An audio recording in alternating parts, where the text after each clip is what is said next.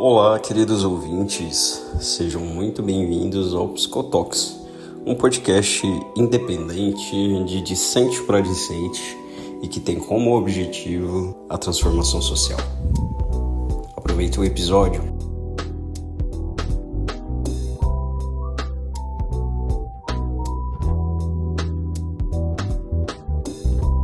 Bom dia, galera, tudo bem? Começando aqui mais um episódio do Psicotalks, o podcast. E o tema de hoje é as dificuldades do acesso ao serviço de saúde mental pela comunidade trans. Hoje a gente está com a nossa convidada aqui, Sofia Carneiro. Olá, pessoal, bom dia. Obrigada pelo convite. E é isso, bora começar. Você pode se apresentar um pouco pra gente, por favor? Meu nome é Sofia Carneiro, sou psicóloga, sou uma mulher trans, então esse é o meu local de fala, né, enquanto de vivência, e também isso atravessa a minha vivência profissional. E trabalho já com a comunidade trans e a comunidade LGBT no geral, desde a época da graduação, na verdade, e quando eu me formo, como eu faço atendimento clínico, isso é uma demanda que vem atravessando com certa frequência no meu percurso. E tô aí dentro da rede, né, de saúde mental para tentar, de alguma forma, promover saúde e buscar tratar desse tema tão importante que ainda é negligenciado por diversas esferas sociais.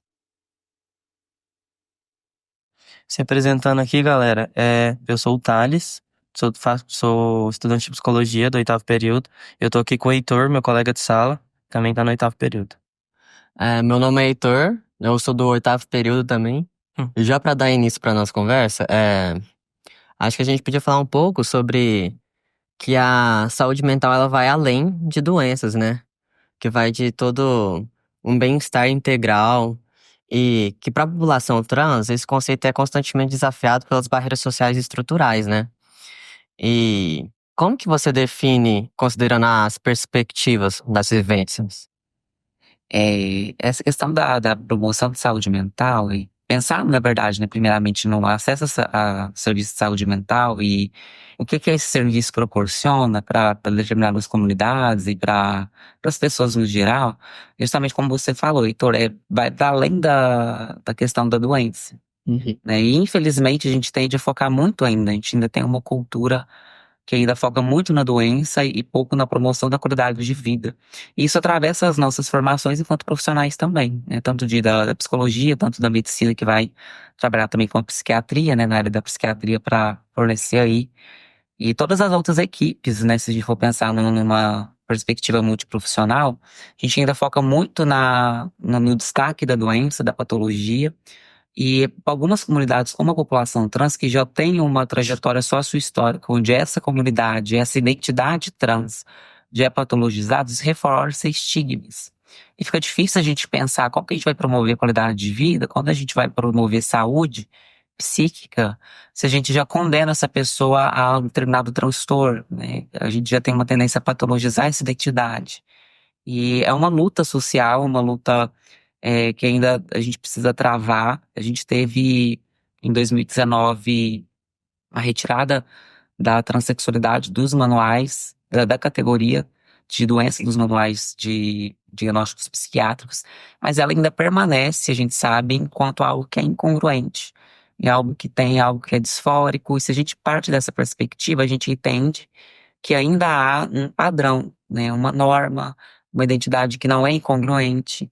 Então, tudo isso atravessa as nossas práticas de serviços de saúde mental e a gente precisa ampliar isso, para realmente pensar em promover saúde psíquica e promover qualidade de vida. Então, a gente reforça esses estigmas, a gente torna o acesso ao serviço de saúde mental ainda mais difícil do que ele já é, porque ainda é um serviço, muitas das vezes, caro. Se a gente for pensar das pessoas que vão precisar de um atendimento mais contínuo, não tem reduções. O serviço público, por conta da demanda grande que não consegue atender com mais frequência essa população. E também falta capacitação, né, da própria rede de saúde mental para lidar com essas populações, né, minoritárias como a população trans. E quando os profissionais de saúde, por mais que ainda tenham tido essas vitórias que você falou, quando os profissionais de saúde têm ainda a disforia de gênero como algo que é, entre aspas, um transtorno e é algo a ser tratado, essa é a perspectiva pela qual eles vão fazer esse tratamento, né? Muitas vezes é muito difícil achar realmente um tratamento especializado, onde não haja essa questão de falar, essa é uma pessoa trans e eu vou fazer o tratamento de acordo com essa teoria, com isso que tá ali no que eu estudei, sabe?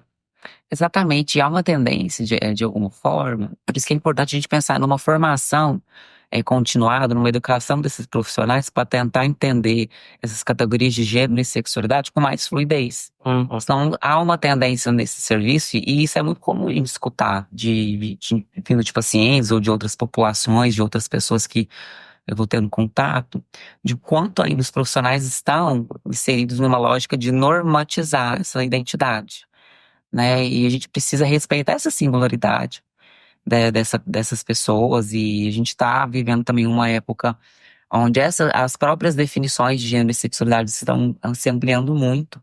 São novos conceitos, a própria sigla LGBT ampliou, Sempre vai ampliar aumenta. ainda mais, Aham. né? E a gente precisa realmente lidar com isso. E entender que de alguma forma a gente vai ter que conviver com essa diversidade, né? E pensar na saúde mental é pensar em subjetividade.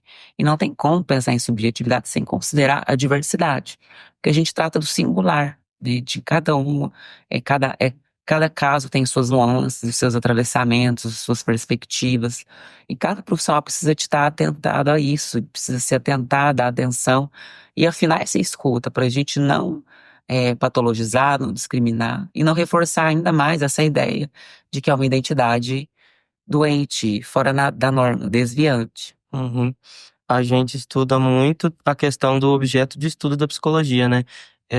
A galera não consegue meio que definir assim se é o homem, mas aí tem a antropologia, se é o comportamento e aí tem o behaviorismo específico. Mas aí a gente pensa nos nossos estudos, no grupo de estudos do Psicotalks, a gente percebeu que muitas vezes, na verdade, sempre, né, o objeto de estudo da psicologia é a subjetividade, né? Então, vai muito na nossa próxima pergunta e dá um gancho nisso que você falou, que é importante realmente a humanização desse tratamento e parar pra pensar que cada pessoa é uma, que não vai ser o casinho clínico de livro que tem ali que a gente estudou e que tem que ter essa humanização mesmo. Exatamente. Eu gosto de enfatizar que a psicologia, ela ocorre fora da sala de aula. E é fora dos livros também. A gente às vezes fica muito preso numa formação muito teórica, muito até mesmo umas rixas entre as abordagens, qual abordagem é melhor, qual teoria é melhor. E a gente vai lidar com o ser humano. Quando a gente vai lidar com o ser humano, se a gente vai munido de uma teoria muito pesada, de muitos conceitos, a gente perde esse humano. Porque esse humano ele não está lá no livro. Ele tá na vivência, ele tá nas experiências que ele teve. Cada um tem uma experiência muito singular, né? Considerar tudo isso e tentar entender a função que cada pessoa, né, ocupa na sua rede familiar, é, como que suas experiências compõem e atravessam sua formação psíquica e subjetiva, entender como que essa identidade é construída, né, e uma mulher trans não é igual a outra mulher trans, essa identidade ela não é fixa e determinada, estereotipada, né, a gente pensa aí que se a gente pegar centenas de mulheres trans, cada uma é uma mulher diferente. Pensar também em relativizar esses conceitos, assim como para os homens trans, né? Desconstruir essas formas de masculinidades tóxicas que, né, impõem, de certa forma, um jeito mais agressivo de ser e uma feminilidade também que é imposto que tem que ser muito apassivada. E a gente vai, né, lidando com esses conceitos e os profissionais de saúde mental precisam entender que cada um vai construir o seu ser mulher e o seu, né, ser homem ou qualquer outra, né, nuance aí de gênero de uma forma muito própria, né? A gente precisa respeitar isso e entender que o nosso objetivo é promover saúde, né? E promover qualidade de vida e saúde psíquica. Isso vai para além realmente da questão da doença, né? Do diagnóstico, né? Um ser humano não cabe dentro de um diagnóstico. Não cabe dentro de uma caixinha mesmo. Exatamente. O que eu acho muito interessante também é que nem você disse, além do local de fala, eles meio que se entrelaçam, mas além do local de fala, você tem o local de experiência, né?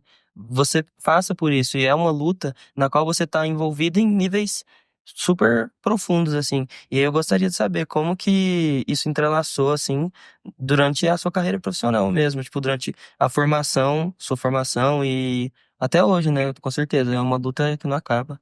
Exatamente. Por eu ser uma psicóloga e uma psicóloga trans, né? Acaba que as pessoas, é uma referência de né, psicólogo que trabalha com população trans, mas eu acho que isso vai muito também é, das pessoas criarem uma expectativa de que eu, por ser uma pessoa trans, vou ter uma escuta mais ampla e mais sensível por ter passado por toda essa questão da transição de gênero. Mas eu também vejo o quanto as pessoas têm medo de se abrirem para profissionais que às vezes vão vir com uma escuta ou com intervenções muito dentro de um panorama cis heteronormativo, né? E às vezes, eu prefiro me abrir com uma psicóloga trans, eu já ouvi isso, tipo assim, né? Eu prefiro me abrir com você, porque eu acho que um psicólogo, uma psicóloga que não tenha tido, de certa forma, alguma vivência dentro, é, né, da experiência LGBTQIA+, não vai conseguir escutar, não vai conseguir entender ou até mesmo intervir de uma forma ética e responsável nesses casos, né? Então, assim, e é triste pensar nisso, né? De que a gente ainda precisa de se vincular é, pela questão de, se essa pessoa é trans, ela vai conseguir me atender. E não, se eu preciso de um profissional que vai ter algum nível de sensibilidade e também de conhecimento para conseguir me acolher. Mas acaba que a minha trajetória profissional, ela foi realmente, né, sendo atravessada por isso. Essa demanda que vai surgindo dessa população por não ter esse acolhimento de forma humanizada e de forma estruturada por parte de muitos profissionais e que vão vendo da minha figura uma pessoa, uma escuta sensível que vai lidar com isso, né?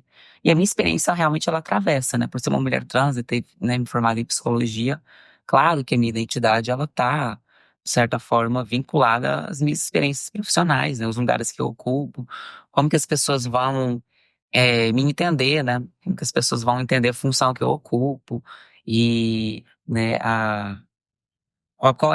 qual o peso da minha vivência também enquanto mulher trans para pensar enquanto uma profissional de saúde mental, porque é um paradoxo, né? Uma identidade que foi tanto tempo patologizada e discriminada dentro da saúde mental, agora, né, consegue acessar o serviço de saúde mental sendo profissional de saúde mental. Então, realmente é até um tanto desafiador, né, ocupar esses lugares, né, de uma mulher trans e uma profissional da saúde mental. Então, assim, é um desafio ético e político que eu carrego diariamente. Só que aí eu vou, né, vou manejando e vou me inserindo também nessas lutas de uma forma muito ética, de uma forma dedicada, porque eu sou muito apaixonada pelo que eu faço. E a mim é sempre muito bom poder dar esses espaços e ser, de certa forma, né, uma primeira referência para uma população que ainda se encontra vulnerabilizada. Mas eu enfatizo também o quanto é importante que as pessoas trans ocupem esses espaços sociais, né? Que tenham mais perspectivas de se formar e de trabalhar com áreas da saúde, inclusive. Então é importante a gente entender que as pessoas trans precisam ocupar esses espaços, precisam sair da marginalidade, da marginalização social e ocupar o centro, né? Ter visibilidade. É uma coisa que a gente vê muito até dos próprios, assim, das pessoas mesmo que procuram terapia não sabem que existe um código de ética da psicologia. E aí não sabem que sofrem ali Vários tipos de preconceito. vários tipos de preconceito e que não e podem denunciar esse tipo de caso. Exatamente. Isso que a gente vê diariamente, assim, pessoas dando sobre diversos casos, empurrando religião, modos de ser mesmo. E já chegou muitos casos pra você de pessoas que já passaram psicólogos que foram muito antiéticos? E é muito engraçado, assim, né? Pensar num código de ética que vai estruturar a nossa profissão. E, para além esse código de ética nosso, ele é tão bonito, é tão bem estruturado, e tem muitas coisas ali que a gente consegue, né? Realmente é, nos apropriar para a gente conseguir fazer uma atuação ética. Mas ainda assim, o nosso Conselho Federal tem que lançar anualmente normativas, porque ainda há muitos profissionais que não têm o código de ética como livro de cabeceira, né, para a gente pensar na nossa atuação. E lá tem muitas coisas já pontuais, muito claras, que muitas pessoas passam por cima ainda, né, de atuação, de como que coisas básicas, como respeito pela identidade da outra pessoa, né? A gente vê ainda psicólogos que vão auxiliar práticas, por exemplo, como a constelação familiar, ou a tal da cura gay, enfim, e outras formas que vão, essas coisas mais, vão trazer uma psicologia mais holística para pensar e para querer justificar sofrimentos e formas de ser, dentro de uma perspectiva que às vezes até meio que religiosa, né, espiritualista, para tentar, se você Eu já escutei isso de uma paciente que eu atendi, que ela era uma mulher trans nessa vida, porque na vida passada tinha alguns débitos espirituais que ela tinha que resolver, e a relação com a mãe dela, papapá. E de uma psicóloga, que trabalhava com essa perspectiva da constelação familiar. Eu fiquei muito Isso me chocada deixa de tão ouvir triste. isso. Pensar, gente, isso é tão sério, isso é tão violento, né? A psicologia ela é uma ferramenta que tem uma potência enorme. Mas se ela é usada de uma forma equivocada, ela se torna uma ferramenta de violência, né? A clínica ela pode ser muito violenta. Saúde mental pode ser muito violenta quando ele não acolhe a subjetividade de uma forma ética, né? E a psicologia é uma formação na qual a gente tem que ter. A gente também fala muito nos nossos grupos sobre isso, na qual a gente tem que ter de estar aberto. A gente fala, eu gosto muito de fenomenologia existencial, a gente fala muito da suspensão fenomenológica. Você se desvencilhar do que você acha que você sabe, dos seus preconceitos ali. E tem muita gente inserido no contexto da psicologia, exercendo a atividade profissional que não é assim, sabe? Que não para ter um olhar diverso ali para essas pessoas e decide colocar na caixinha da religião, fala que a pessoa sofre com isso porque tem débitos das vidas passadas, e eu acho isso muito complicado. Por isso que é importante, voltando ao que você falou, né, o que o Heitor disse, da formação continuada, da pessoa não parar de estudar, da pessoa entender os diversos contextos com os quais ela vai se encontrar ali, e não achar que é DSM e se E se limitar a uma abordagem, aos Sim. conhecimentos. A gente precisa ampliar nessa escuta. Apesar que, há coisas de outros teóricos e outros, né, pensamentos dentro da psicologia que vão me ajudar a incorporar uma atuação mais ampla e mais específica para uma população. Né? Entender que a ideia da formação continuada é realmente a gente estar acompanhando a subjetividade no nosso tempo. Porque cada época, cada perspectiva sócio-histórica, há uma subjetividade que está ali, né, que vai evoluindo, que não para de evoluir. E a gente precisa acompanhar, porque senão a gente vai ficar muito lá atrás, achar que o que eu aprendi na minha formação, quase 10 anos atrás, ainda é o que está valendo hoje. A gente precisa realmente se atualizar e entender que as subjetividades mudam. A gente está indo no tempo das redes sociais, das conexões muito rápidas, e isso também traz uma perspectiva de uma outra forma de comunicação que é mais rápida. A gente precisa se atentar a isso e ainda estar aberto ao que vai vir. Né? E o que você falou, essa suspensão, é se despir desses preconceitos, dessas crenças e escutar esse sujeito. Para fazer uma clínica de saúde mental com populações que estão dentro da diversidade sexual de gênero, a gente precisa se despir disso. E deixar esse sujeito me ensinar para onde a gente vai caminhar. E é pegar na mão e ir junto com esse sujeito. Não é eu passar na frente dele, você vai ter que vir por aqui. Aqui é melhor para você por causa disso, disso e disso.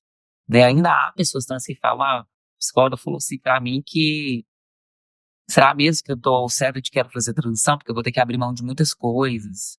Vou passar por muito sofrimento. Vou trazer desorgulho para minha família. Isso é tão violento, isso é tão triste, isso é tão sério. E aí, isso, exatamente, né? E aí você tenta encaixar uma pessoa, tenta encaixar a pessoa naquilo que você é, no seu modelo de mundo. E a gente precisa entender que há diversos modelos de mundo, né? Cada pessoa, eu também fico pensando muito nisso, cada pessoa, nós quatro que estamos aqui, por exemplo, cada um tem uma vivência totalmente diferente, com bilhões de acontecimentos que levaram a gente a ser quem a gente é hoje. Não tem como a gente pegar e achar que, beleza, a gente pode até dar conselhos, aqui entre amigos, no caso, né? Mas não tem como eu achar que algo que eu fiz quando eu tinha, sei lá, 12 anos, 13 anos, vai ser útil para vocês, sabe? É uma coisa totalmente diferente. E a galera insiste em tentar encaixar como se fosse uma receitinha de bolo. E isso não funciona. Igual fazem com criança, né? E por isso a gente não vê tanto no Brasil as crianças trans, né? É um tema muito bom você citar isso, é um tema polêmico demais. Porque a infância vem de um lugar, né? É o anjo, é intocável. Não tem ali desenvolvimento acontecendo, né? Psíquico, psicossexual. Uma criança que ela só vai poder existir, só vai poder falar sobre si depois da maioridade. Só que quando chega na maioridade, essas pessoas também não são incluídas. E um discurso, né, de uma criança que está ali se identificando com esse outro gênero, as pessoas tendem a culpar a mãe, os pais, a família. A internet, sei lá. A internet, as influências, porque não brincou das brincadeiras que eram para as meninas brincarem, ou não brincou como os meninos deveriam brincarem. ou porque os pais mimaram demais, ou porque a mãe cai muito em cima da mãe. Não soube deixar esse filho, que era para ser um homem e tal, mais masculino, né? Mimou demais, afeminou esse menino. Eu já vi porque o pai não era tão masculino. Um pai não é presente, a criança cresceu sem pai, claro, só tem a mãe como referência e vai virar uma mulher. Umas coisas tão absurdas, né? E não é sobre isso, né? Na minha época de transição, frequentava o CRAS, que é o Ambulatório de Saúde Transespecífico aqui em Uberlândia, ainda bem que a gente tem que seguir aqui Temos que falar do CRAS. Sim, a gente precisa falar dele. Eu lembro que na sala na UF, na sala lá de espera, muitas pessoas, né, ali, muitas vivências, e tinha uma garota que estava também fazendo a transição, e ela vinha de uma família que tinha uma trajetória uma trajetória militar. Avô militar, pai militar. Então, assim, uma educação muito conservadora, muito padronizada nisso, que é da cis-heteronormatividade. Só que para ela, isso não colou, porque uma pessoa diferente, que conseguiu se formar em uma outra perspectiva, construir suas próprias vivências, e chegou num momento que, para além dessa questão da imposição familiar de ter que repetir esse lugar desses homens, fez uma outra via, uma outra escolha, um outro posicionamento. Se tornar e se assumir enquanto mulher. Nadou contra a correnteza, né? Exatamente. Então, assim, não é a gente querer vincular a criação, sim, se criou diferente, vai ser assim. Não é isso. E não existem essas influências, porque se a criança vê um casal gay na rua, vai ser um absurdo. Vai ser abominável, essa criança vai ser influenciada. Mas ela pode ver um filme onde um assassina o outro, uma violência, ou até mesmo dentro de casa, ver as violências domésticas diversas que acontecem, e isso tá ok. Assim, ainda há muita hipocrisia, né? Se a gente for pensar em como que as pessoas e a sociedade em si entendem esse tema da transexualidade e da diversidade de gênero dentro da infância. A problematização seletiva, né, de certas coisas. Isso, a indignação seletiva. E é aí que vem todos esses estigmas que são criados também, que voltam no que a gente estava falando. Estigmas dificultam o acesso ao serviço de saúde em geral, mas principalmente saúde mental. E isso é muito triste. E é um receio muito grande, né? Pensar que ainda os profissionais de saúde ainda discriminam essas identidades. E não só patologizam, de pensar, não tem jeito, né? A pessoa trans, pronto. Tem o que fazer. Mas também por odiar essa identidade, não querer perto, né? E aí a gente coloca essa pessoa trans numa perspectiva de um desamparo radical. Que muitas das vezes ela não tem um apoio familiar, vida escolar e vida profissional já está muito comprometida por conta de todos esses preconceitos que atravessa. E aí consegue, às vezes, alguma consulta, algum acesso ao serviço de saúde mental, e esse profissional também não consegue acolher. E o que sobra para essa pessoa? E a gente tem uma taxa de ideação de suicídio e de tentativas de suicídio muito grande dentro da população trans por conta disso. Os setores sociais vão falhando em acolher essa pessoa, e ela perde o sentimento de que ela merece viver. Ela perde o elo com a vida. Então, vai ficando cada vez mais difícil. Aí vem o ápice dos transtornos de ansiedade, de depressão e outros, fobia social também. Porque fica difícil conviver, fica pesado viver. E justamente pela falta de acolhimento, de uma atuação que também vai considerar a família dessa pessoa. Eu acho muito legal enfatizar isso, que atender a população trans é também estar em contato com essa família, tentar construir uma rede de apoio que vai, de alguma forma, amparar essa pessoa. Porque as pessoas trans que não têm rede de apoio, elas têm muito mais dificuldades no seu percurso do que pessoas trans que têm uma rede ali que está segurando ela de alguma forma, né? Então há um divisor de águas muito grande que essa rede de apoio ocupa um núcleo central para pensar também isso. E é o nosso dever também pensar o que a gente pode fazer para construir uma rede de apoio. Ter contatos ali próximos, né? Poder ligar e completou fazendo acompanhamento dessa pessoa aqui, mas ela está passando por uma situação vulnerável. Se é amigo, se é parente, né? Te chama para ficar, vamos conversar, vamos tentar acolher mais essa pessoa. Aí a gente precisa realmente transcender o que está no livro, né? O que está nessa formação muito engessada da psicologia, realmente ter um contato e entrar no mundo do outro. É muito desafiador esses atendimentos. Para você ver como que é importante esse acolhimento mesmo, né? Porque às vezes a pessoa, ela se dá de frente com a rejeição de toda a família, a rejeição às vezes até dos amigos, e aí ela vai pro serviço de saúde mental assim, buscando um acolhimento, e aí ela se dá de frente com esse profissional que muitas vezes não é, ou não tem o estudo suficiente para conseguir fazer o acolhimento desse caso, ou tem o preconceito, e aí o mundo dessa pessoa desaba, né? Desaba. E o preconceito, infelizmente, ele atravessa. Ele atravessa a formação profissional, ele atravessa a atuação, e a gente precisa cuidar dele. A gente precisa cuidar desse ódio que é próprio de cada um. E, infelizmente, a população trans ela é muito odiada, ela é muito rejeitada por conta desse sentimento de ódio. Do que é diverso, de uma pessoa que banca a sua identidade, que assume, que nada contra a correnteza, que vai contra os estereótipos. E, infelizmente, a sociedade odeia quem faz isso. Então, assim, a gente lida com o desamparo, a gente lida com o ódio, com a rejeição. E o que é possível construir, né, nesses atendimentos? Como que é possível, de alguma forma, amparar esse sujeito para que ele consiga seguir seu percurso sem se autodestruir? Então, assim, é muito delicado a gente tratar. E você tem falado muito sobre esse preconceito que está enraizado e também sobre o fato de que muitos profissionais não têm a especialização suficiente para fazer o acolhimento desses casos, né? A gente até pode parar para pensar nos estigmas da própria pessoa, por exemplo, a pessoa cis hétero, que pesquisa sobre isso, sabe? A gente tem um colega nosso da faculdade, o Rafael, que o TCC dele, o tema foi em relação a isso, sobre a dificuldade do acesso à saúde mental pela comunidade trans. E aí ele sofreu, sabe? Ouviu algumas coisas, algumas falas das pessoas falando, nossa, mas um homem cis hétero está fazendo uma pesquisa sobre isso. Muitas vezes há o estigma das pessoas que não estão inseridas no contexto da comunidade LGBTQIAPN+, de fazerem essas pesquisas. E é o que leva também, muitas vezes, a esses profissionais não estarem qualificados para receber esse tipo de caso, né? Como ele dizia pra gente, a gente não sabe quem que vai chegar no nosso consultório. Não sabe o que a gente vai encontrar, sabe? A gente tem que estar preparado.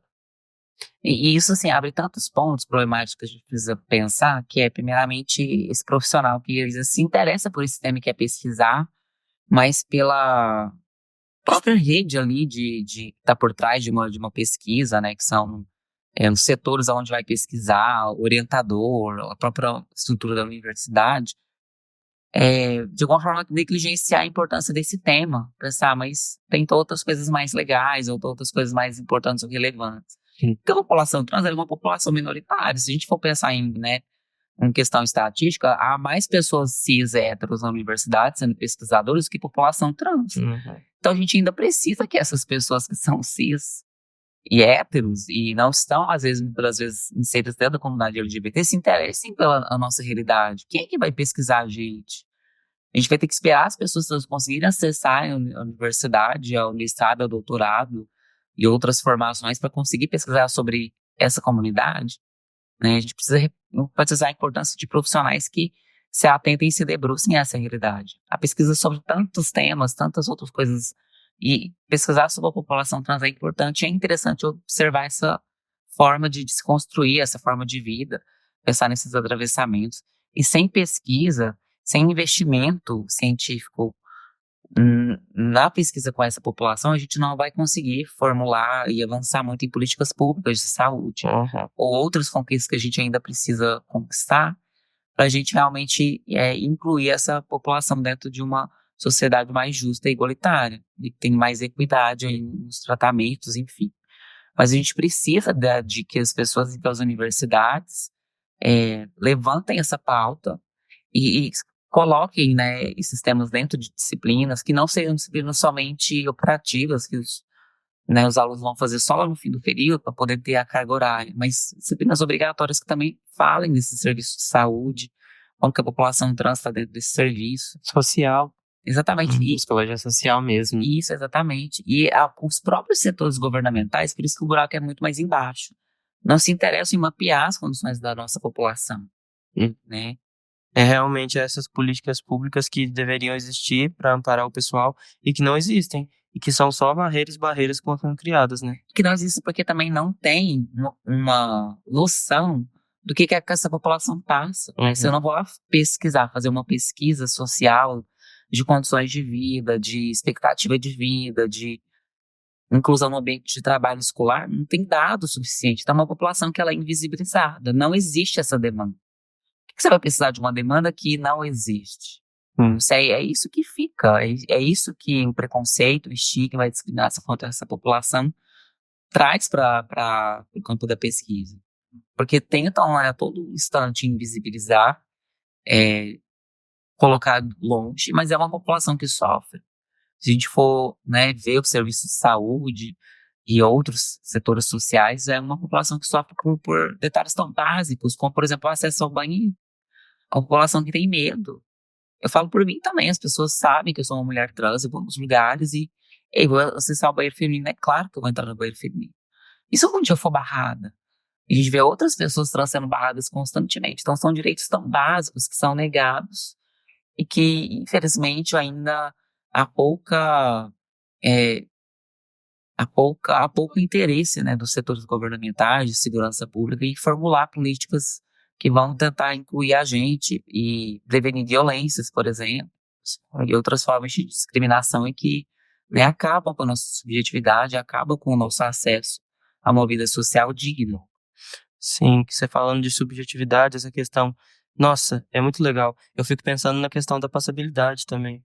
É um assunto muito legal pra gente falar, porque aqui, na nossa sociedade em si, tem certas pessoas que elas não, assim, lógico, são preconceituosas, mas falam sobre a passabilidade mesmo dessa pessoa, por exemplo, uma mulher trans que ela tá encaixada no estereótipo do que é ser uma mulher para a sociedade. Esse homem trans que é um homem trans másculo, que fala grosso e é super, sabe?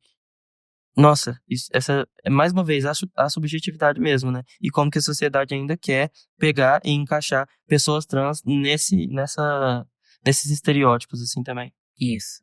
E as pessoas trans que não performam essa passibilidade, elas sofrem muito mais preconceito. Então, assim, dentro da categoria de pessoas trans, né, tem a gente falar isso para pensar os recortes dentro dessa população.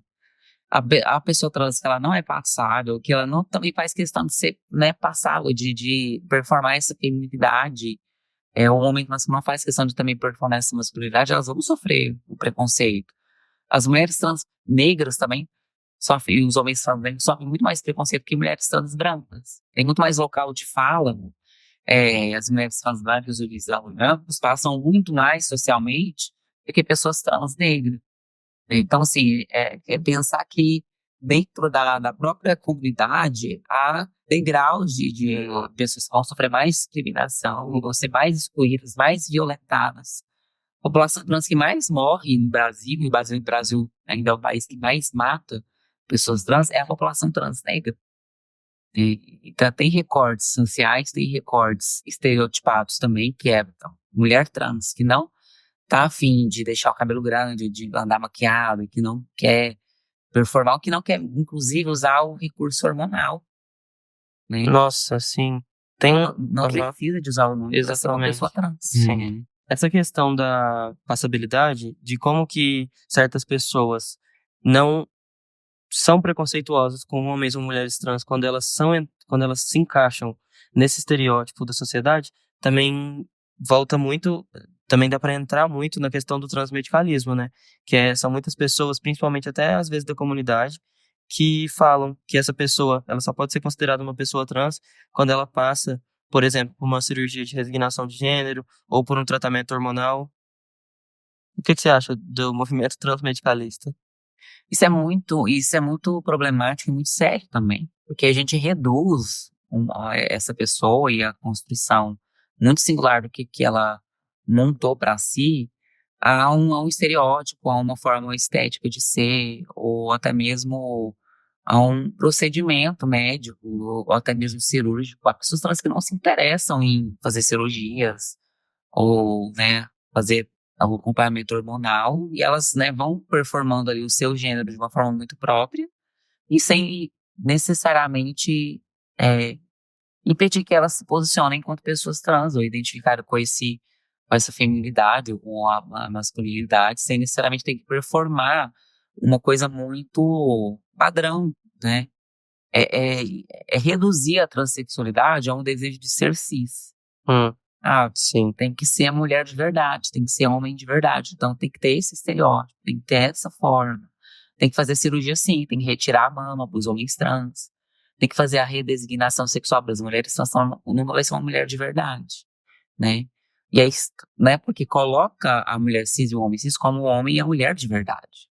Então a gente precisa relativizar esses conceitos e deixar mais aberto também, porque muitas pessoas trans passam pela obrigatoriedade de passar pelo processo transexualizador muito impositório, que faz a terapia hormonal, tem que provar que é trans, o médico te dá o laudo, caso você vai fazer alguma outra questão, e tirar a autonomia dessa pessoa dizer sobre si, uma autonomia dela dizer sobre o seu próprio corpo, né? E isso é muito sério. Então, assim, a gente ainda, né, o Serviço de Saúde Mental ainda produz um saber que é autoritário, né, sobre esses corpos. Então, não é a pessoa que tem autonomia para falar sobre a sua identidade. Ela precisa recorrer a um saber que vai impor sobre o que ela vai ter que ser, como é ser trans, que ela tem que se encaixar aqui nesses sintomas, nessas características, para ela poder conseguir até mesmo acessar outros serviços. Autorização, né? Isso. Autorização pra viver do jeito que ela sustenta, As sabe? pessoas trans que querem fazer, por exemplo, a terapia hormonal. Mas chega num médico e ela tá super bem com o próprio corpo. Mas como que você vai fazer terapia hormonal se você tá bem com o seu corpo? Você tem que estar em sofrimento, você tem que estar disfórica, você tem que odiar as suas características naturais biológicas para poder conseguir esse hormônio. Mais uma vez a disforia aparecendo aí. Realmente, muito por parte da medicina também, lógico que tem muito na psicologia, mas por parte da medicina, eles se pautam tanto, mas tanto na teoria, falta essa humanização. E aí eles ficam nessa de, como é que eu posso dizer? Chegar e realmente é que nem você falou, tem que ter o sofrimento, tem que ter algo para consertar. Exato. Pessoa trans. Tem que ter Não algo é uma para pessoa trans consertar. de verdade. Não vê que o adoecimento é um fator social, né? Exatamente. E a disforia, eu gosto muito de falar isso, a disforia ela é social também.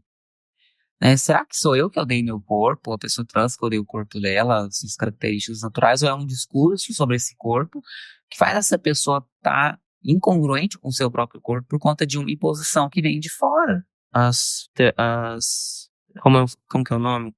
Você vai cortar essa parte. Acabou a bateria. As profecias autorrealizadoras mesmo, né? Aquela pessoa que ela fica a vida inteira dela ouvindo o que é certo e o que é errado, e que ela se dá de frente pro fato de que ela é, entre aspas, errada. Por isso que muitas vezes tem a ideação suicídio e essas coisas assim, porque a pessoa não consegue sustentar como ela é, né? Exatamente. Eu fiz um estágio em psicologia social num lugar chamado PRESP, que é Programa de Reintegração dos Regressos do Sistema Prisional. E aí tinha uma moça trans lá, o nome dela era Madonna. Ainda é, né? Não morreu. E ela chegou lá com o cabelo cortado, porque ela foi tirar o RG e não tinha nome social ainda e mandaram cortar o cabelo. Meu Deus. social. Aí falaram pra ela, Eu acho. Assim, porque é como se o sistema falasse assim, vocês são muito barulhentos, a gente vai te dar um direitinho ali, porque por mais que exista um nome social, por trás do nome social, existe o nome de batida. nome morto. Assim, já a minha concepção, essa questão do nome social, ele é só O pessoal da medicina, por ser pautado nisso, de fazer até o juramento, de salvar as pessoas e tal, ele vê a pessoa muito como a doença a ser tratada, um problema a ser resolvido. Isso é muito mais que isso, sabe? É muito mais que isso. E isso também é uma das grandes barreiras, né? A gente tá falando muito aqui sobre as barreiras que tem, os obstáculos para que as pessoas da comunidade trans tenham acesso a esse serviço de saúde mental. Vai desde os estigmas para pesquisa, para não saber qual que é a demanda da população, uma população invisibilizada, como você falou, até, por exemplo, as questões dessa pessoa não se aceitar que nem eu tinha falado, as profecias autorrealizadoras. A pessoa não se sente bem. Que pode ser diferente. Ela não pode ser como ela quer. Sim, exatamente. Ela é o que falam dela, né? Sim, exatamente. Falam que é errado, que não é certo, que é algo disfórico, que é algo disfuncional, e a pessoa absorve aquilo pra ela. E isso também entra muito na questão de outra barreira também, que é o preconceito em relação ao nome social, né? porque foi uma grande conquista para a comunidade trans a questão do acesso ao nome social, mas acabou que ele ficou muito banalizado, né? Uhum. Primeiramente, só para diferenciar para o pessoal o que é nome social e o que é retificação de nome. Isso é São importante. coisas diferentes, né? Nome social é a pessoa que não retificou o nome, né? Ou seja, ela ainda tem aquele nome de batismo que a família deu. E para ela acessar serviços de públicos de saúde ou até outros, né, serviços particulares, para ela não passar pelo constrangimento de ter que ser chamada pelo nome dela de registro, que não condiz com quem ela é, com o jeito com qual ela se identifica, existe esse direito, que já é legal, de ter o nome social. No SUS, na carteira da identidade, em outros espaços sociais que essa pessoa usa. A pessoa não fez ainda a retificação de nome, não foi no cartório e mudou o nome. E ela tem direito a usar esse nome social para ela não passar por constrangimento, por preconceito. E a retificação do nome hoje a gente tem já o direito, que foi nos dado pelo STF, que é as pessoas trans podem ir nos cartórios e pedirem para retificar a certidão de nascimento com um novo nome com o qual ela se identifica. Então é mudado o prenome, que é o primeiro nome, e aí que vai ter a nuance feminina ou masculina, a depender da pessoa, então há esse direito. Mas isso não é gratuito, E é muito caro. né? É caro. E a pessoa, por exemplo, que ela está aqui em Uberlândia, e ela mora lá no Pará, fica mais caro ainda. Nasceu, tem tem uma- que ser na cidade de nascimento. Porque tem que vincular o cartório de lá para fazer a retificação e mandar. E tem um custo muito oneroso. E muitas pessoas trans não têm essa condição. Então, assim, a gente conseguiu esse direito da retificação do nome no cartório, só que tem essa barreira que é a financeira, que muitas pessoas ainda não conseguem. Então, muitas pessoas ainda usam o nome social. Então, ele é importante para poder acessar serviços de saúde, para pensar em empregabilidade, né? No crachá ali da empresa, que é importante que as empresas tenham essa consciência de que a pessoa ela precisa ter esse nome ali, né, social com o qual ela se identifica para ela circular sem constrangimentos. Na escola também é uma política pública importante para pensar que pessoas trans, adolescentes ou crianças vão ter direito ao acesso de uso ao nome social, para também evitar constrangimento. Só que no caso das escolas, os pais precisam autorizar. Isso já gera uma Isso é outra questão, problemático. né? Porque quando os pais não autorizam, infelizmente a escola não pode fazer. Mas aí tem as estratégias de reunir com esses pais, falar da importância disso. Mas são políticas públicas importantes, só que o nome social ainda é muito desrespeitado. Quando eu usava o nome social antes de fazer a minha retificação de nome, em muitos lugares as pessoas não respeitavam, né? Quando eu comecei minha transição, eu já entrei com um processo para começar a retificação de nome pela justiça, que era ainda feito numa via judicial. A gente não tinha liberdade de ir nos cartórios, foi em 2014. E eu não consegui pela via judicial, eu só consegui quando teve essa conquista legal de ir nos cartórios fazer o nome em 2019. Então eu passei de 2014 a 2019 usando o nome social. E quando você foi tentar fazer a retificação e não conseguiu, qual foi o resultado? Por que você não conseguiu? Eles negam. Geralmente, os processos cíveis, eles são distribuídos entre varas. Uhum. Dependendo do juiz responsável por aquela vara, ele Eles só não nega. aceitam. Aí você recorre, aí vai pro que nega, aí vai pra outra instância. E isso é anos Uhum. nesse processo. E hoje em dia, para fazer essa retificação de nome, não é preciso laudo, né? Não é preciso laudo, não Ótimo. essa compulsoriedade. E os cartórios fazem, né, não precisa do laudo, só que você paga. Há também os mutirões que são realizados pela Defensoria Pública. A Defensoria Pública aqui de Minas faz anualmente alguns mutirões de retificação de nome. Aí, amparados pela Defensoria Pública, eles entram pela via judicial, só que é mais rápido, né? E não tem custo esses mutirões, né? Para facilitar o acesso à população trans que não pode pagar pela mudança do nome, conseguir fazer essa retificação. Só a pessoa vai ficar refém do nome social por muito tempo. E o nome social ele ainda é visto como um apelido. Sim. É o apelido dessa pessoa, não é o nome real dele. Então, infelizmente, ainda não se respeita o nome social, né? Quando a pessoa não tem a retificação do nome. As pessoas não querem chamar a pessoa pelo nome social, fala que é bobagem, fala que é só o apelido da pessoa e né, menospreza essa conquista, esse direito. Então, ainda são problemáticas bem importantes que a gente precisa frisar. E o quanto o nome é importante para a gente, né? Para a população trans. Porque o nome é o seu. É a identidade da pessoa. É quem você é, como você vai ser chamado, né? Quem você é ali naquela rede ali que você está inserido. O nome é extremamente importante, né? Sim. Uma constante marginalização, né, da comunidade trans aí. Isso é muito complicado, porque, por exemplo, eu tive uma experiência no meu estágio em psicologia social, que eu fiz alguns meses atrás, na faculdade. Não pela faculdade, né? Foi num programa do governo de Minas chamado PRESP, que é Programa de Reintegração dos Egressos do Sistema Prisional. Então, quando eu ia fazer o atendimento psicossocial lá, era algo que exigia muito de mim, porque eu realmente me dava de frente com muitos contextos diferentes, né? Eu atendi o pessoal que é egresso do sistema prisional, que passou pelo sistema prisional e agora já está em liberdade. E eu atendi uma mulher trans lá uma vez, e ela era totalmente diferente de tudo que eu vi, sabe? Por mais que tinha toda aquela marginalização e tal, ela não desistia de correr atrás de construir a identidade dela e tal. E eu sentia que ela realmente era muito resiliente, porque eu lembro que teve um dia que ela chegou para um atendimento e ela chegou super abalada porque o cabelo dela tinha sido cortado. Ela gostava, né, de deixar o cabelo grande, eu lembro que era mais ou menos assim na altura das costas aqui, e aí ela disse que ela chegou um dia e ela estava tentando a questão do nome social, né, não da retificação. Ela não tinha nenhum nome social ainda. E por ela não ter esse nome social, quando ela foi tirar a carteira de identidade dela, para que ela pudesse fazer todos os trâmites em relação a acabar com, terminar de pagar a pena, né, do sistema prisional, falaram para ela que só iam tirar foto dela por ela não ter o nome social e se considerar uma mulher trans, se ela cortasse o cabelo, porque ela era homem ainda. Assim, isso é extremamente violentador, né? Muita Você pensar violência. numa situação dessa, porque Sim. você impede dessa pessoa de ser quem ela é e você violenta ela impondo que ela tem que ser de um jeito. E que ato mais cruel, né? Corta o cabelo porque você é homem e você vai ter que responder como homem para você conseguir sair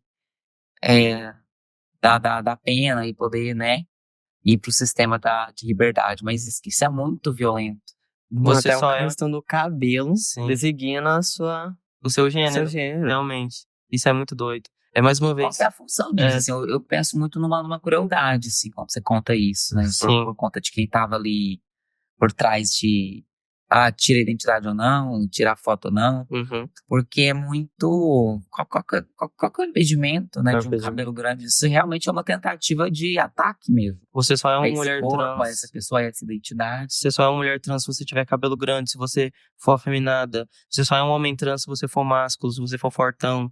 Enfim, tipo. E você falou uma palavra importante que é resiliência, né? A gente precisa ter muita resiliência para sobreviver. Sim. Nossa. Porque é diariamente essas tentativas de aniquilação. Uhum. Não só a aniquilação real física, mas uma aniquilação subjetiva. Um extermínio subjetivo que essa população sofre constantemente. Uma invalidação de tudo que eles são, né? Algo com o qual eu fiquei bastante intrigado também é você falar que você atende pessoas trans, né? Você faz a clínica particular e aí tem pessoas que conseguem ter acesso a essa clínica particular e chegam muitos pacientes trans para você. Eu queria saber como é isso na clínica, assim, se chegam muitas pessoas assim, fragilizadas e como que é essa questão para você? Sim. É muito diverso, né? Porque, né, como eu já tinha dito, cada caso é um caso. Então, há pessoas que estão muito vulnerabilizadas por conta da família, por conta da sociedade em geral. Há pessoas que estão mais, conseguiram, já vem com uma rede de apoio mais estruturada. Há pessoas que que vêm antes da transição e às vezes, né, no processo decide fazer a transição e a gente vai acompanhando também. Há pessoas que estão ali meio, será que faz ou não faz a transição? Então, assim, é uma demanda muito, muito ampla e muito diversificada. Essas pessoas chegam, a maioria por indicação, né? E eu também faço atendimentos online. Não há pessoas do país todo que eu atendo, a gente do Sul, a gente que mora no Norte. E é legal ver também as nuances regionais de cada ponto assim, do país para pensar, nossa, como que é essa cultura, como que é essa subjetividade, como que é o acolhimento, como que as pessoas estão ali em volta. Mas é engraçado, assim, uma coisa que eu sempre escuto, e eu acho que através de todos os atendimentos, é o medo. A gente convive com o medo. É uma subjetividade que convive constantemente com o sentimento de medo. Medo pelo amanhã, o medo por si, o medo da sociedade, o medo de viver, né? De poder se abrir, de poder... coisas tão simples, assim, né? De ser quem você é. De ser quem você é, de coisas tão básicas. E o medo se as coisas vão dar certo, e o medo de ter que enfrentar e, né, ter que arcar com todas as dificuldades que é ser uma pessoa trans num país como o nosso. Então é muito amplo. Eu sempre tento também. Eu acho que é uma política minha própria, que é democratizar esse acesso. Porque ainda é muito caro mesmo. Eu não faço, né, a clínica pública, eu faço uma clínica particular. Mas eu sempre levo em consideração qual que é a condição dessa pessoa para poder pagar esse atendimento. Então eu flexibilizo muito essa questão dos valores, que é algo que a gente precisa falar e enfatizar que os profissionais precisam ter uma certa abertura e uma certa flexibilização, porque senão essas pessoas não chegam. A subjetividade entra até aí. E exatamente, e infelizmente eu não consigo acessar as pessoas das camadas mais vulneráveis. Há pessoas trans em situação de rua, há pessoas trans que estão ainda, né, vinculadas ou dependem especificamente da prostituição para poder, né, pagar contas básicas do dia a dia. São pessoas que, né, rede de saúde mental, acesso à saúde mental ainda é muito luxo. Então, assim, e por mais que a gente vá tentando ampliar essa clínica, democratizar, ainda é difícil chegar até certas populações mais fragilizadas por conta disso, né? Mas eu tento estabelecer uma clínica mais aberta, mais flexível, que possa também fornecer um acolhimento, né? E eu aprendo muito com esses atendimentos, né? É muito rico escutar todo o percurso de alguém e ver também o quanto as pessoas podem ser fortes, quanto elas podem ser resilientes, quanto elas podem ressignificar suas dores. E é muito bonito ver esse processo, assim, eu acho muito rico, eu aprendo demais, eu acho que isso me compõe enquanto profissional, enquanto uma pessoa humana. Então, o que eu escuto na clínica são coisas que eu também levo para minha terapia pessoal, levo para o meu percurso é, íntimo mesmo, enquanto Sofia, enquanto uma mulher trans que passou por questões próprias e que está aí na luta também diariamente. Então, assim, é uma clínica que me ensina muito. E a demanda realmente é muito diversa. Há pessoas que estão mais mais estruturadas, há pessoas que estão mais frágeis. E aí é um acompanhamento que precisa de uma escuta mais acolhedora, de um acompanhamento que às vezes a gente precisa estar mais presente, né? E abrir também um espaço para que essa pessoa possa mandar. Eu tenho um paciente que, quando ele está num momento de crise, ele me manda mensagens até de madrugada. Uhum. Ele fala assim, eu sei que você está dormindo, mas eu sei que quando você acordar, você vai ler, vai ver que eu tô aqui, né, que eu existo. Eu entendo muito nessa perspectiva de alguém que vai estabelecer uma relação com você, de que, de alguma forma, essa pessoa, ela pode ser vista, ela pode ser escutada. Relação humana, né? Exatamente, né, e às Isso é vezes em lindo. outras redes dela própria ali, do seu cotidiano, ela não tem esse espaço. E é um espaço muito potente, assim, os profissionais precisam se atentar a isso. Ao papel deles, né? Ao peso que isso tem. Exato. Da pessoa, talvez é a primeira vez na vida que ela vai se sentir vista É com um a psicólogo. primeira vez que ela vai ter um espaço para poder falar de si, de coisas que ela não consegue falar com mais ninguém. Sim. Então é um espaço muito potente, muito rico. Isso mostra a importância de profissionais como você, né? De profissionais que são qualificados, assim, que têm a instrução e que têm esse olhar diverso mesmo. A gente tem até na nossa faculdade, a nossa professora, Maria Clara, ela deu aula pra gente de sexualidade e ela tentava o tempo todo, isso me deixou até um pouco frustrado, porque ela tentava o tempo todo se aprofundar no assunto de sexualidade, de orientação sexual e essas coisas assim, e ela não tinha abertura para isso, porque às vezes muitos alunos não sabiam, por exemplo, a diferença do que é ser hétero e do que é ser cis, que às vezes isso tá junto. Aí a pessoa, você chegava, o Rafa falou pra gente, de que eles chegaram em alguns estudantes de psicologia em outra faculdade e perguntaram se essa pessoa era hétero ou cis. Aí a pessoa, você perguntava pra uma pessoa hétero cis, se ela era hétero ou cis. E ela não sabia que ela era hétero e cis, ela falava que era ou hétero ou cis. Sabe? Muita gente não sabe quais são todas essas nuances, e aí a gente tem na nossa faculdade, por exemplo, a oportunidade de se aprofundar nisso, mas muita gente simplesmente não abraça essa oportunidade, prefere ficar na ignorância, sabe? Tinha gente que, quando a nossa professora Maria Clara ia dar aula de psicologia da sexualidade pra gente, que quando ela começava a falar da comunidade, as pessoas levantavam e saíam da sala, porque não queriam saber sobre o assunto. É realmente um cabresto que a pessoa coloca assim, sabe? E como que uma pessoa que cursa psicologia, que vai ser uma alma humana, tocando outra alma humana, como Jung dizia, vai fazer isso, sabe? Vai exercer a profissão dela. Então, realmente, é muito importante profissionais como você, como a nossa professora. Parabéns. Obrigada. Isso é Importante isso que você fala, né? Porque, assim, olha, recados para todo mundo que estuda psicologia, para os próximos profissionais.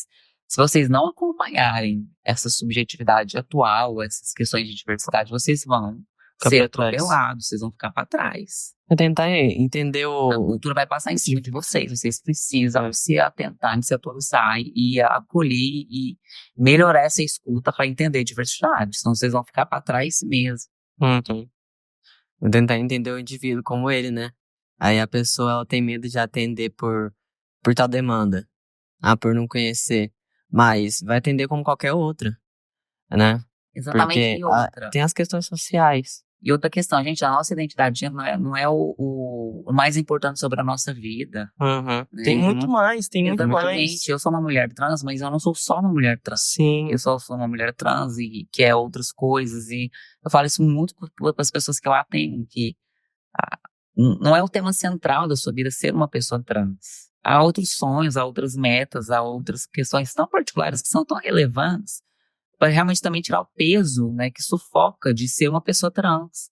Isso é mais que isso, você vai além de. Com certeza há pacientes que você atende que, como você falou, tem uma rede de apoio bem estruturada e já estão muito bem resolvidos com essa questão, sabe? E que trazem várias outras questões para terapia. E eu espero que isso aconteça com muitas outras pessoas trans. Às vezes a pessoa Sabe? está super bem resolvida com elas, com suas questões, sim. mas ela vem para terapia por conta. Quem não tá bem resolvido é os outros. Exatamente, por questões que atravessam a vivência dela pelos outros não estarem bem resolvidos. Uhum. Isso é muito doido. Muitas das vezes, nem o profissional tá bem resolvido com aquele paciente que ele tá atendendo, sabe? Porque o que a gente vê muito hoje é outros movimentos religiosos querendo se entranhar, assim, na psicologia.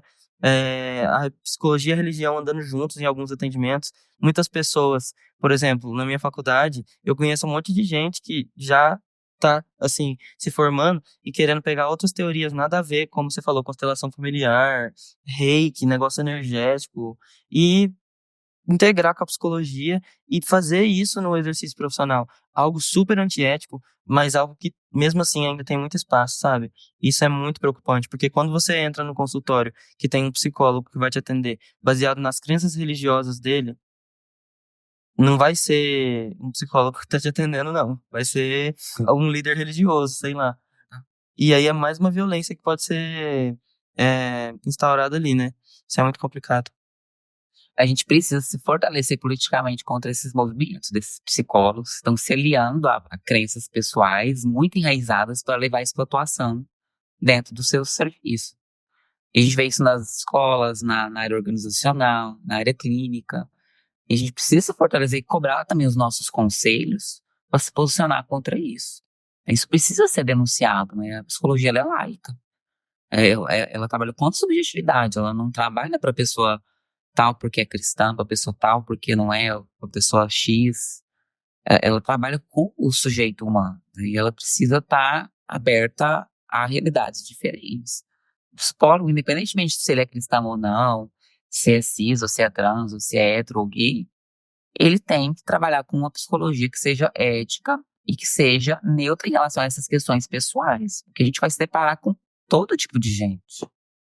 Sim, da mesma forma que a gente tem que ter um olhar mais aberto para essas pessoas trans e pessoas da comunidade que a gente atende, é muito foda isso. E da mesma forma que a gente tem que ter esse olhar aberto para as pessoas da comunidade, pessoas diversas que chegam pra gente, né, no nosso consultório, a gente também, de uma forma muito sofrida, também tem que ter um olhar mais aberto para essas pessoas que chegam com esses preconceitos pra gente, né? Porque é a forma, às vezes, que a pessoa foi ensinada, a forma que a pessoa consegue sustentar a vida, assim, também, né? Com esses preconceitos dela. E aí tem a questão da psicoeducação, que a gente não vai chegar pra pessoa e falar, tá errado isso aí que você tá falando pra mim, esses pensamentos, essas ideias, esses conceitos, mas tentar caminhar junto com a pessoa ali para que ela entenda a violência, né? O preconceito que ela tá eternizando ali, que ela tá passando pra frente. Exatamente. Assim, trazendo essa perspectiva para pensar dentro do atendimento de pessoas trans, eu vejo muito isso quando a gente tem que fazer trazer muito essa família, por exemplo, é uma pessoa trans adolescente, e a família precisa também estar envolvida com esse atendimento. E a família é super resistente. E aí você fica com preconceito contra o preconceito da família e fica incomunicável e inacessível, né? E a nossa função não é fazer uma atuação muito incisiva. É justamente conseguir, olha, será mesmo que esse seu modelo de mundo tá cabendo ainda nisso que você tá vivendo? Será que não dá para pensar de outra forma ou pensar um pouco mais amplo? Será que o que você está vivendo não te conta que o que você pensa não está dando conta de significar, entender a diversidade que a realidade vai te apresentando? Então, assim, a gente vai também tendo que mobilizar esse preconceito do outro com cuidado, para que a gente possa desconstruir ele, diluir ele, para que outras formas de pensar possam vir. Ele também pode estar dizendo muito dele, né? Porque a gente tem uma cultura muito patriarcal ainda. A gente vê pessoas atuais aí, até mesmo mulheres, fortalecendo discursos, assim, muito machistas que a gente vê. Isso contribui, assim, com as próprias pessoas para esse preconceito até que as pessoas, né? Espalha mais rápido que notícia ruim, essas coisas aí, esse preconceito. E retomando nessa questão das políticas públicas, que a gente falou aqui durante a nossa conversa, que as políticas públicas para o respaldo à comunidade trans são pouquíssimas, até porque não tem acesso a pesquisa, essas coisas. Eu gostaria que você falasse um pouco das políticas públicas que atualmente existem, né, para fazer esse respaldo da comunidade trans. E tem políticas públicas que são nacionais, que é, por exemplo, o nome social e retificação do nome. O direito também que foi conquistado recentemente, que é a questão da doação de sangue, né? As mulheres trans e homens gays não podiam doar sangue se não estivessem em uma abstinência por um certo período, acho que era um ano, por causa pela própria pelo estigma da própria identidade. São políticas públicas interessantes. O nome social na escola é uma das políticas públicas também importantes que a gente tem. E a gente ainda precisa avançar no acesso aos banheiros, que ainda não tem normativas e leis que definem que mulheres trans têm sim o direito de acessar banheiros femininos em espaços sociais, e a gente tem visto casos muito recorrentes de mulheres trans e homens trans sendo discriminados por isso. E outros também serviços que são interessantes a gente pensar é o serviço de saúde trans específica. A gente tem aqui em Uberlândia um ambulatório de saúde trans específica, que é o CRAS, ele fica ali no HC da U. A gente tem outras cidades que têm serviços também de saúde trans específica, como lá no Rio de Janeiro, em Goiânia. Aqui em Minas Gerais tem se não me engano, ou em BH, no Juiz de Fora também tem. Na região sul do país tem. Só que ainda são escassos esses ambulatórios específicos que tratam, né? Fala-se em acompanhamento da terapia hormonal e também serviços de clínica geral e também de saúde mental com acompanhamento psicológico e psiquiatra.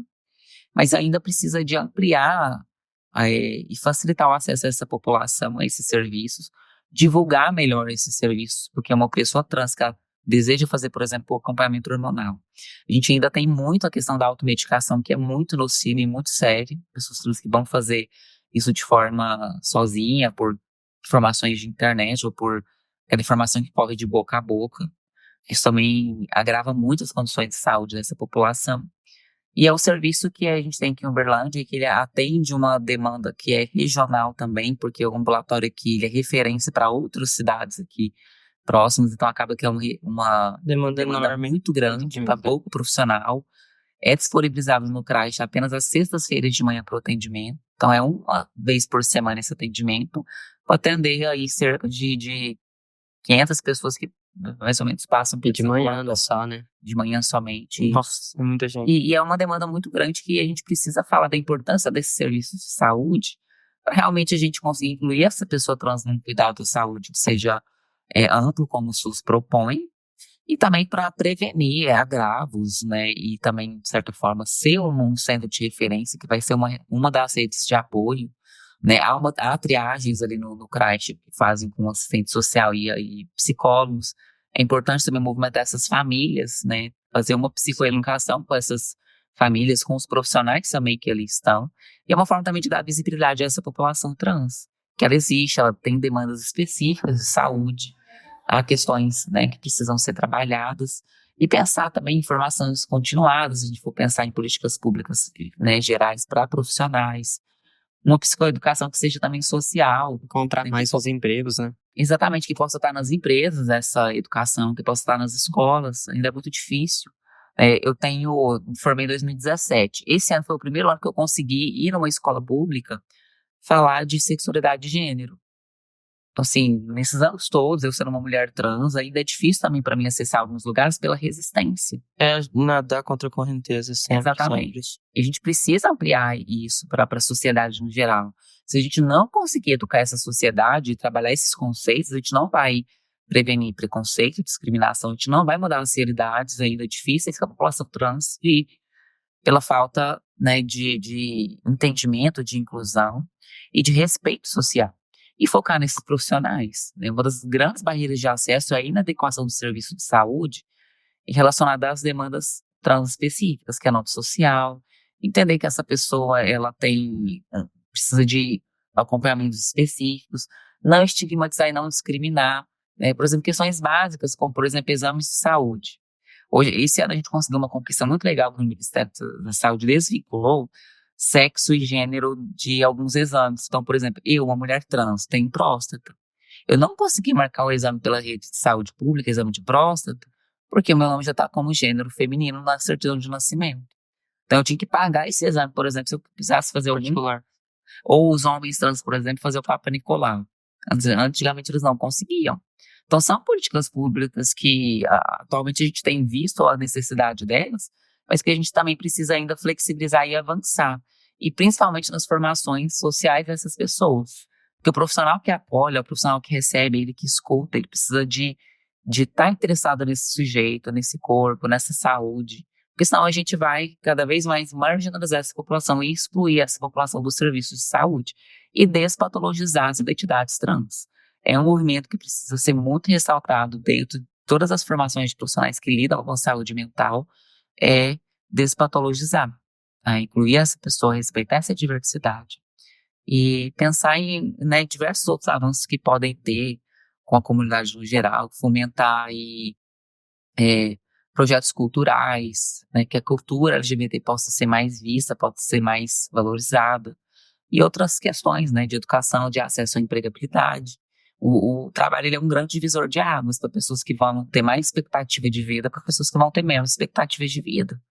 São políticas públicas que ainda precisam acontecer e a gente ainda precisa avançar bastante, principalmente na questão do preconceito. Né? Se não houvesse preconceito, a gente não teria tantas barreiras. Preconceito se dissemina, vira lá. É a barreira mais triste, mais nociva para a nossa comunidade. Ele se transforma em outras barreiras, né? Na barreira que impede a pesquisa, na barreira que impede o acesso à saúde mental. O papel individual é muito importante. Principalmente para o psicólogo, que muitas vezes ele presencia, às vezes, todo o processo, né?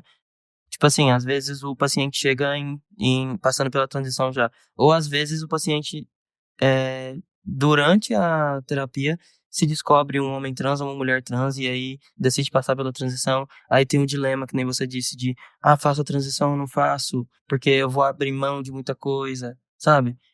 O psicólogo é uma das profissões que mais precisa de ter essa sensibilidade em relação a toda essa subjetividade dessas pessoas trans. Porque nós fazemos um acompanhamento constante dessa pessoa.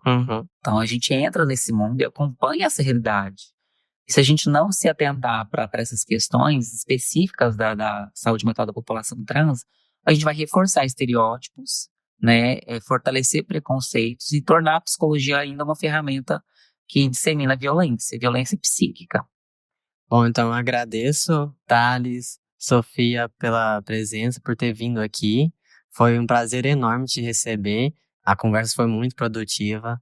E, assim, daria pra ficar muito tempo, né, falando sobre isso. Agradeço a todos e, 2025 a gente tem muitas pretensões novas. A gente quer encaminhar para muitas outras coisas, então vem muitas novidades por aí. A gente fica no aguardo, então, e até mais. Feliz ano novo. Obrigado pelo convite. Muito obrigado.